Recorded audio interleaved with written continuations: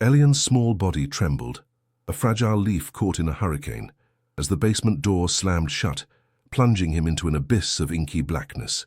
His 7-year-old lungs burned with a raw, desperate scream, echoing off the damp concrete walls, each sound a desperate plea for light, for warmth, for his father. The air was thick with the scent of dust and fear, pressing in on him, stealing his breath, a suffocating blanket woven from his worst nightmares. He clawed at the unyielding wood, his tiny fists thudding against the silence that swallowed his cries, a silence far more terrifying than any monster. Outside, Matteo, his father, clutched his head, the piercing wails of his son twisting through his mind, not as a call for help, but as an unbearable testament to his own perceived failure, a shrill reminder of the burden he felt he couldn't bear. The panic blooming in Matteo's chest was not for Elian, but for the unraveling of his carefully constructed world. The shrill cries from the basement tore at Matteo's composure, not with compassion, but with a visceral, almost violent frustration. He paced the worn floorboards above, each of Elian's anguished wails a hammer blow to his carefully cultivated image, a public declaration of his son's difference that he so desperately wished to conceal. Elian, with his peculiar sensitivities and his world viewed through a lens Matteo couldn't comprehend, was becoming an insurmountable obstacle to the perfect life Matteo craved, a constant, living judgment. The thought, cold and insidious, began to crystallize. This child, this fragile, screaming shadow, was a problem he could not fix, a flaw he could not hide. "It's for his own good," Matteo whispered to the empty room, a hollow justification for a heart already hardening, for a decision that would sever a bond before it had truly formed. The silence from the basement, finally, was a relief. The sterile halls of the state orphanage swallowed Elian whole, a stark contrast to the familiar, if often cold, walls of his home. His small hand, still sticky from the last, hurried embrace that felt more like a push, clutched a worn teddy bear, its button eye gazing up with silent accusation. Matteo, his face a mask of practiced indifference, spoke in hushed, hurried tones to a weary-looking woman behind a counter, his words a blur of difficult, unmanageable, and better for everyone. Elian watched, his heart a frantic bird trapped in his chest, as his father turned, a final, fleeting glance, devoid of warmth, before disappearing through the heavy oak doors. The click of the lock echoed in the vast, empty space that was now Elian's world, a sound that sealed his fate, an irreversible pronouncement of his unworthiness.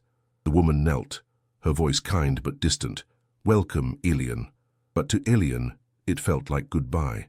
A tremor ran through Elian's small frame as the orphanage door closed, the sound a definitive period at the end of his childhood. He stood amidst a sea of unfamiliar faces, the boisterous laughter and hurried footsteps of other children sounding like a cacophony of alien noise. His father, the only constant, the only anchor in his turbulent young life, had vanished, leaving behind a gaping, freezing void where love should have been. The teddy bear, once a symbol of comfort, now felt like a cruel joke, a reminder of the affection that had been so brutally withdrawn. Tears, hot and stinging, traced paths down his dusty cheeks, but he made no sound. His throat ached with unshed cries, his small heart breaking into 1,000 irreparable pieces. The injustice of it all, the profound, incomprehensible cruelty, settled deep within him, a heavy stone in the pit of his stomach. The raw, primal ache of abandonment gnawed at Elian, a silent wound far deeper than any physical bruise. He huddled in a corner, shrinking into himself, his eyes, once bright with childish wonder, now shadowed with an unbearable sorrow. He was just 7, a tender age, innocent and yearning for the simplest of human connections, yet he had been cast aside, deemed unworthy, a burden too heavy to bear. The cold, impersonal walls of the orphanage offered no comfort, only a stark reflection of his sudden, overwhelming solitude. His small, trembling hand reached for the worn teddy bear, its soft fur the only familiar touch in a world that had just become terrifyingly foreign. A profound sense of injustice settled within his young heart, a question forming that he couldn't yet articulate. Why had he been so easily discarded? He only wanted to be loved. Was it truly too much to ask? Mateo's world was a meticulously constructed facade, polished to reflect an image of effortless success and impeccable order. From the crisp lines of his tailored suits to the curated silence of his modern home, every detail was a testament to his unwavering obsession with appearances and societal approval. He had built his entire life on the bedrock of what others perceived, a relentless pursuit of admiration that left absolutely no room for deviation or imperfection. Then came Elian, a child whose delicate sensitivities and profoundly unique way of experiencing the world were not merely a challenge, but a glaring, unpredictable disruption to Mateo's carefully fabricated reality. Elian's quiet nature, his intense reactions to sensory overload, became a constant, unsettling tremor beneath the surface of Mateo's composure, threatening to shatter the flawless veneer he so desperately presented to the world, a mirror reflecting only his deepest fears. Elian's difference was not a flaw in Mateo's eyes, but a potential blemish on his carefully cultivated reputation. He saw not a child struggling with an undiagnosed condition, but a son who refused to conform, a living testament to his own perceived failure as a parent. The boy's withdrawal, his tendency to become overwhelmed by everyday stimuli, was interpreted as stubbornness, a deliberate act of defiance against the orderly world Mateo demanded. This misunderstanding festered, transforming paternal concern into a simmering resentment. Mateo, unable to comprehend the intricate tapestry of Elian's inner world, chose instead to project his own anxieties onto his son, viewing Elian's vulnerability as a weakness that reflected poorly on him. He imagined the whispers, the knowing glances, the subtle judgments from his peers if Elian's peculiarities were ever exposed. The fear of social judgment was a relentless, corrosive force within Mateo, more potent than any love he might have harbored. He envisioned every polite inquiry about Elian as a veiled accusation, every casual comment as a critique of his parenting. The pressure to maintain his flawless image was immense, a suffocating weight that distorted his perception of reality. He believed that if Elian's condition became public, it would unravel everything he had painstakingly built, his career, his status, his very identity. This profound insecurity, rooted in a fragile ego and a lifetime of seeking validation from external sources, blinded him to Elian's innocent needs. He wasn't seeing a child in distress. He was seeing a threat to his carefully constructed world, a problem that needed to be contained, or better yet, removed. The incident in the basement, meant perhaps as a disproportionate punishment or a moment of accidental neglect prolonged by his own indifference, became Mateo's ultimate breaking point. Elian's desperate, heart-wrenching screams, echoing from the cold concrete, were not pleas for help in Mateo's ears. They were cacophonous alarms, broadcasting his perceived inadequacy to the world. The raw, primal sound unleashed an uncontrollable panic within him, a tidal wave of frustration and self-loathing. He wasn't just hearing his son's terror, he was hearing the crumbling of his own carefully constructed facade, the shattering of his illusion of control. The sound was unbearable, not because of Elian's suffering, but because it mirrored Mateo's own internal chaos, a screaming manifestation of everything he desperately tried to hide. In that moment of profound disquiet, a cold, insidious justification began to crystallize in Mateo's mind. He convinced himself that abandoning Elian was for his own good, a twisted act of mercy, cloaked in self-preservation. It was a convenient narrative, a way to absolve himself of the responsibility he found so overwhelming. He couldn't cope with Elian's difference, his inability to conform, and rather than confront his own emotional deficiencies or seek understanding, he chose the path of least resistance. His reputation, his carefully curated life, seemed infinitely more valuable than the fragile bond with his son. This act of self-deception, this hardening of his heart, was not pure malice, but a desperate, cowardly attempt to escape a reality he deemed too difficult, too shameful to face. The heavy oak doors of the orphanage may have closed on Elian, but they also slammed shut on a part of Mateo's soul. The immediate relief he felt was a fleeting, bitter victory, a silence that would eventually become a deafening echo of his own regret. He believed he was freeing himself from a burden, but in reality, he was severing a connection that might have brought him genuine love and purpose. The abandonment of his son was not an end to his suffering, but the beginning of a different kind of torment, a slow, insidious erosion of his humanity, paving the way for the loneliness and remorse that would consume him in the years to come. He traded a difficult present for a hollow future, unknowingly sacrificing his own chance at redemption. Would you have been strong enough to choose differently, to face the challenges instead of succumbing to fear? The metallic tang of unfamiliar food, cold and unappetizing, was Elian's first real taste of his new, brutal reality. He sat on a hard bench, his small feet dangling, a sea of chattering children swirling around him, each face a blur, each voice a distant, unintelligible echo. The orphanage, a vast, echoing cavern of beige walls and linoleum floors, felt less like a home and more like a holding cell for lost souls. His small frame, already too thin, seemed to shrink further, trying desperately to disappear into the worn fabric of his oversized, scratchy clothes.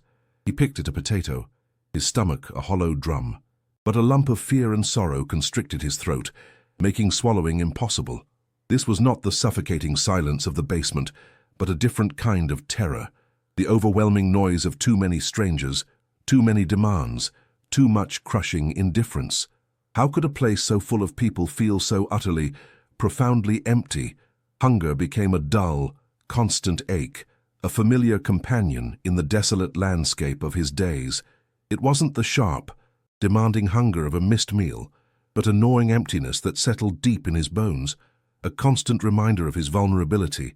The thin blankets on his cot offered little respite from the biting cold that seeped through the institutional walls, leaving him shivering, curled into a tight ball, dreaming of the warmth of a forgotten embrace.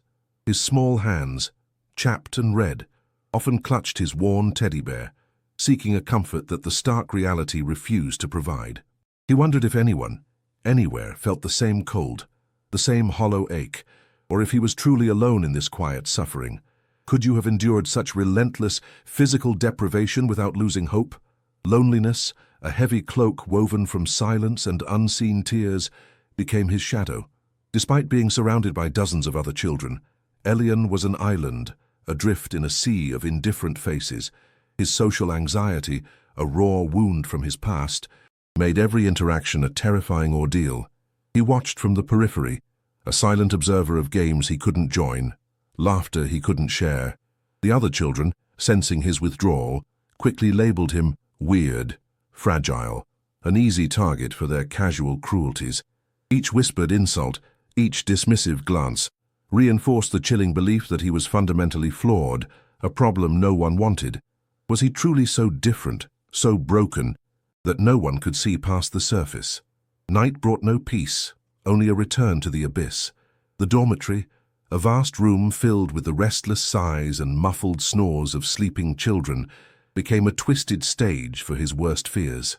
Every creak of the old building, every distant siren, morphed into the slam of the basement door, plunging him back into that inky blackness. His small body would seize with panic, his breath catching in his throat, a silent scream trapped behind clenched teeth. He'd pull the threadbare blanket over his head, a futile attempt to block out the darkness that lived inside him, the memory of confinement, a phantom chain around his heart. He was free, yet the basement still held him captive. Have you ever felt a fear so deep it invaded your very dreams? The bullying began subtly, then escalated into a daily torment. Older, stronger children, sensing his vulnerability, found cruel sport in his quiet nature.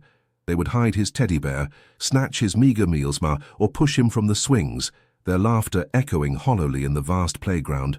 "Cry baby," they'd sneer. "Weirdo." Elian never fought back, never screamed. He simply absorbed each blow, each taunt, his spirit shrinking further, confirming the insidious voice in his head that told him he deserved this, that he was indeed a problem. He was a small, wounded bird in a cage of predators, with nowhere to fly.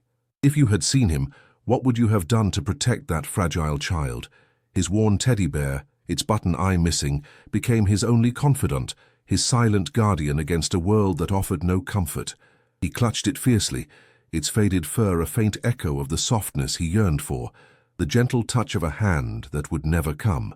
In the quiet moments, hidden beneath his cot or tucked away in a dusty corner of the playroom, he would whisper secrets to its matted head, dreams of a family, of a home where he was wanted, not just tolerated.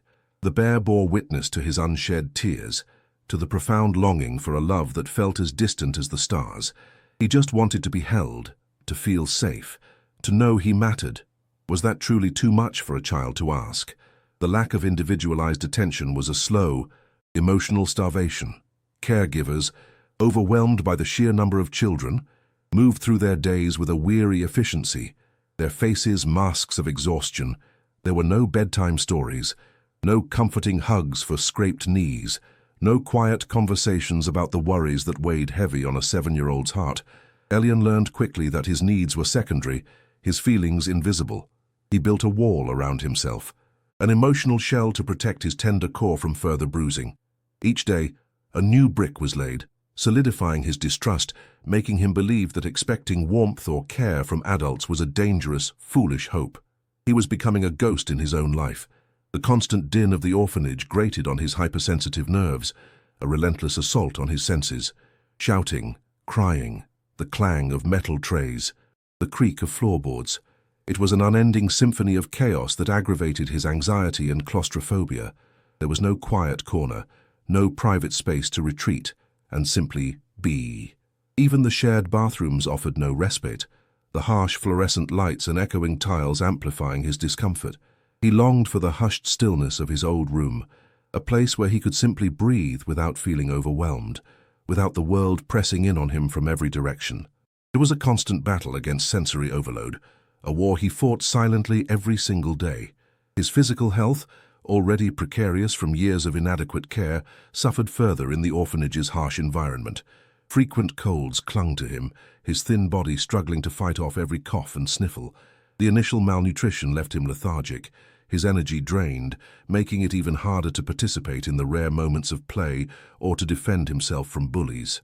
His pale skin, often bruised from accidental falls or deliberate shoves, told a silent story of neglect and vulnerability.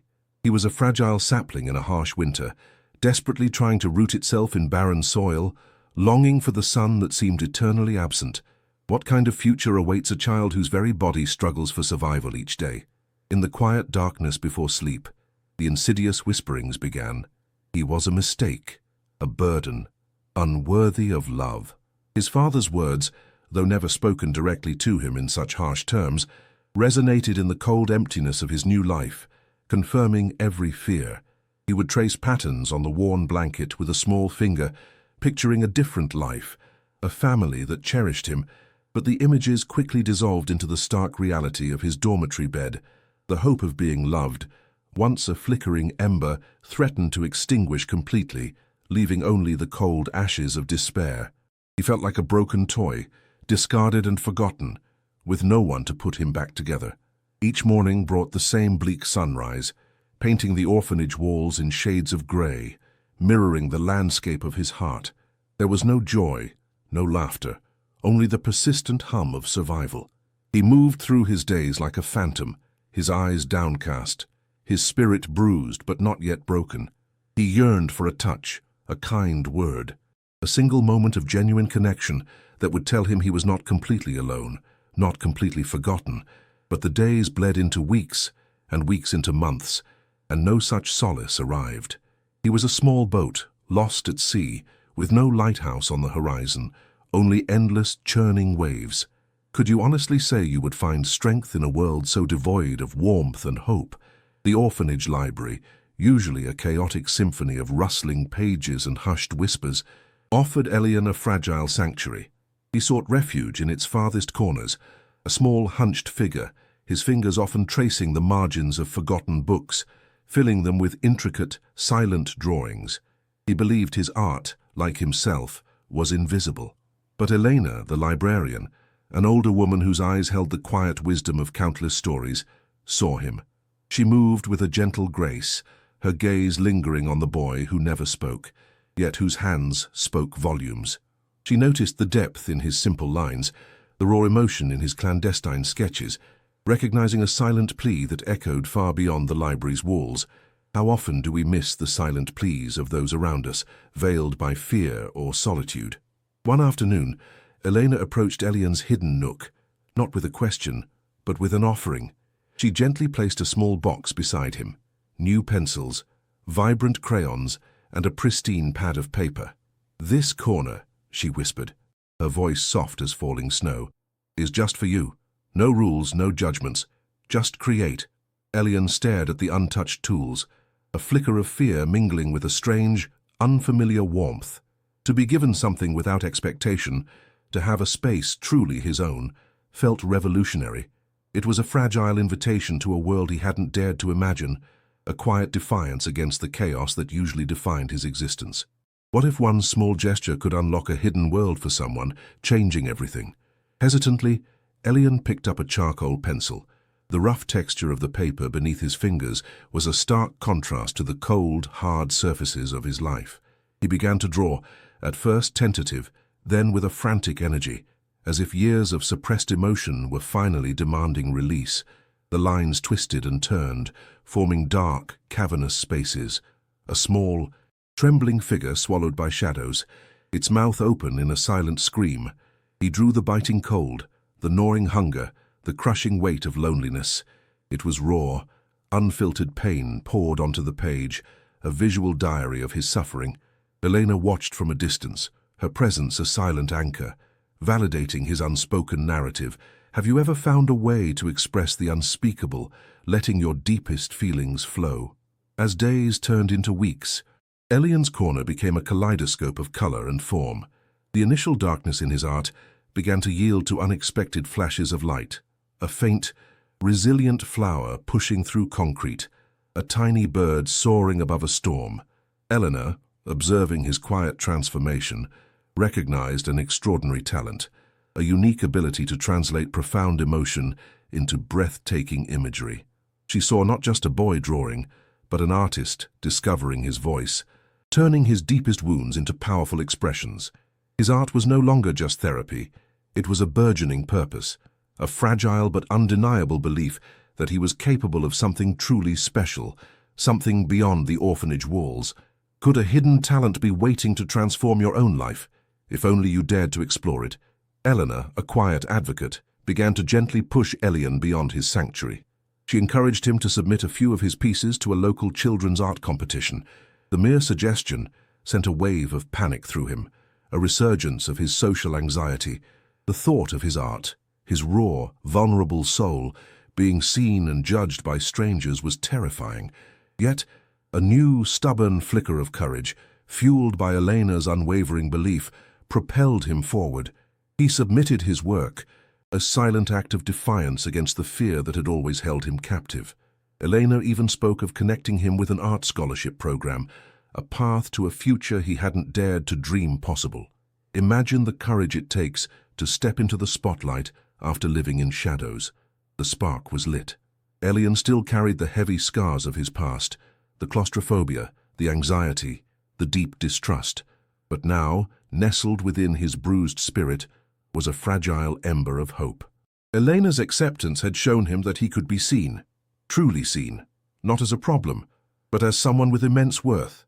His art was not just his voice, it was his shield, his therapy, and his burgeoning identity. He was still a small boat on a vast, turbulent sea, but now a faint, distant lighthouse had appeared on the horizon, guiding him towards a future where love and purpose might just triumph over the darkness of his past. She was rejected by those who should have loved her, but found her voice in the whispers of a pencil. Could that be enough to heal a shattered heart? Elian, now a teenager, found a fragile peace in his art, but the ghosts of the past refused to stay buried. As Elena guided him towards more public exhibitions and scholarship interviews, the world outside his library corner felt like a sudden, blinding assault. A hyper-realistic drawing of a cramped, dark space. His recurring nightmares had won a local prize, but the recognition brought not joy, but a chilling return of his claustrophobia. The weight of expectations, the scrutiny of strangers, felt like the walls of that basement closing in again, stealing his breath. He'd wake in a cold sweat, the silent screams of his 7-year-old self echoing in his mind, paralyzing him with a fear he thought he had conquered. Was the price of recognition the reliving of his deepest terrors? Could he ever truly escape the darkness within? His first major art school interview was a disaster. The panel, composed of stern-faced critics, dissected his work with intellectual detachment, praising his raw emotion, but questioning his lack of formal training. One particularly icy woman dismissed his powerful depiction of solitude as self-indulgent, suggesting his background was a crutch, not a canvas. Elian, accustomed to Elena's gentle encouragement, felt his carefully constructed confidence crumble. He stammered, his social anxiety flaring, the words catching in his throat like barbed wire. He saw their judging eyes, not for his art, but for the weird boy from the orphanage, the one who couldn't quite fit in. The old feeling of being a problem, of being unworthy, resurfaced with a brutal force. Did they see him, or merely a stereotype?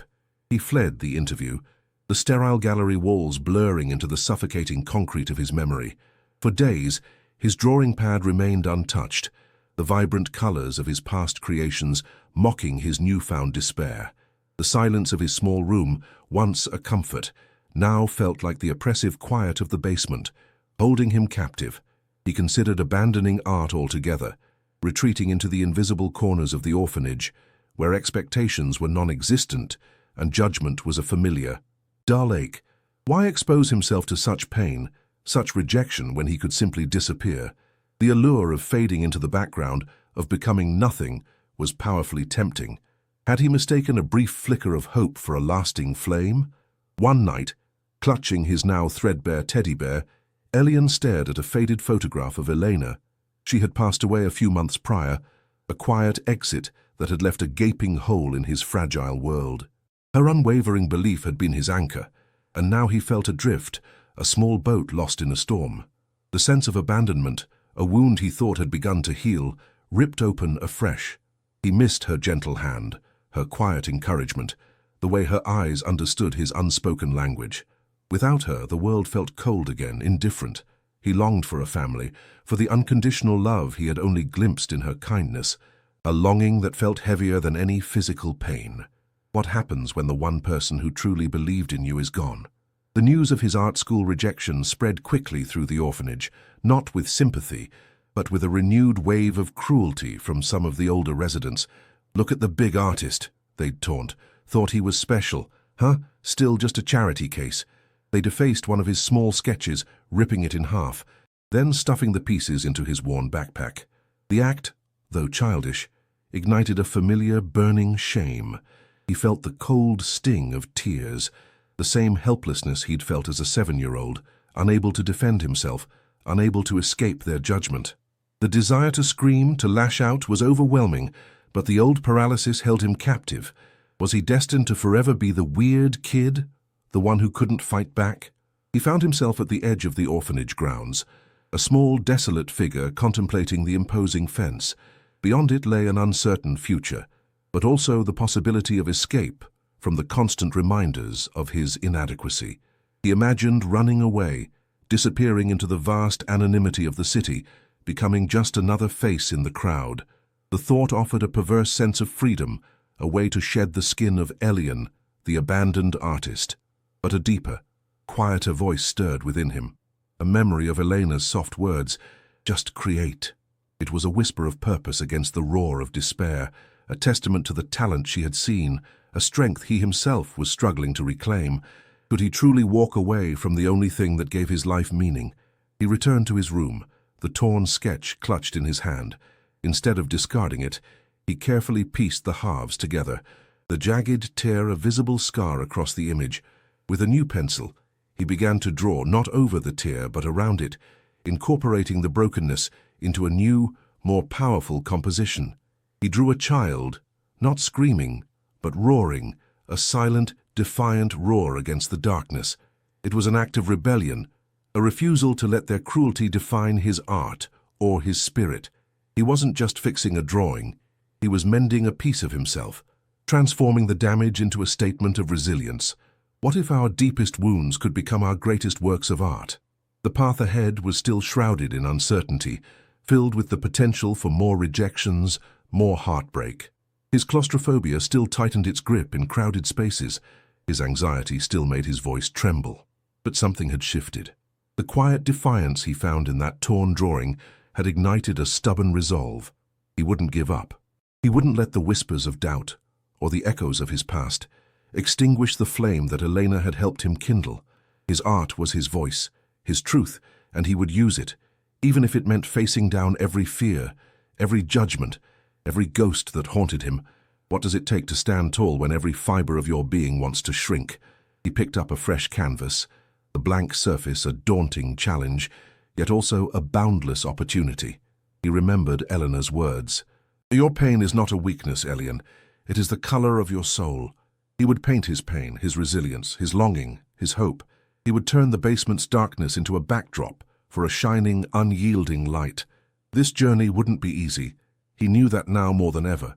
But he would walk it, one brushstroke at a time, transforming every scar into a testament of strength, proving that even a broken spirit could learn to soar. She fell, but something inside her wouldn't let her stay on the ground. The grand gallery buzzed with an electric energy, spotlights illuminating Elian's masterpieces, each canvas a window into a soul transformed. He stood amidst the admiring crowd, no longer the timid boy, but a man radiating a quiet as profound confidence, his presence commanding, yet approachable. His eyes, once shadowed with fear, now held the depth of untold stories and the serene wisdom of hard-won peace. Admirers clamored for a word. Critics praised his unique ability to translate raw human experience into breathtaking art. But Elian's gaze remained steady, absorbing the recognition with a grace that spoke of inner fortitude. This was his moment, a testament to resilience, a symphony of triumph born from the ashes of unimaginable pain. He had built an empire of beauty from the ruins of his past. Into this vibrant scene, Matteo stepped, a man now around 60. His shoulders stooped, his once sharp-tailored suit hanging loosely on a frame thinned by years of regret and solitude. His eyes, once arrogant and dismissive, now flickered with a desperate, haunted weariness, a stark contrast to the brilliant artwork surrounding him.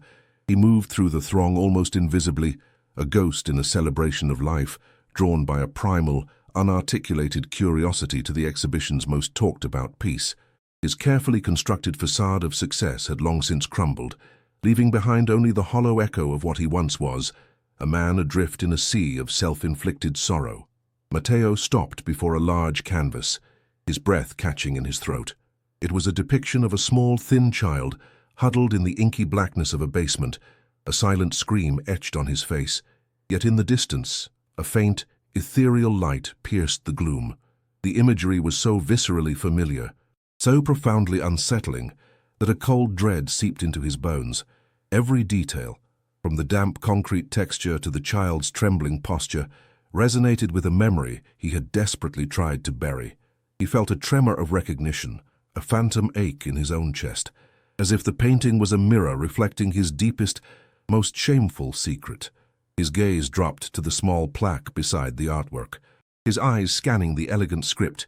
Elian, the echo of light. A wave of nausea washed over him, a sickening lurch in his stomach. He read the artist's biography, each word a hammer blow. Born Elian, orphaned at 7, discovered art at the state orphanage. The pieces clicked into place with horrifying clarity, the world tilting on its axis. The acclaimed artist, the man admired by so many, was his son, the thin child in the painting, the one whose screams had haunted his nightmares, was the boy he had abandoned.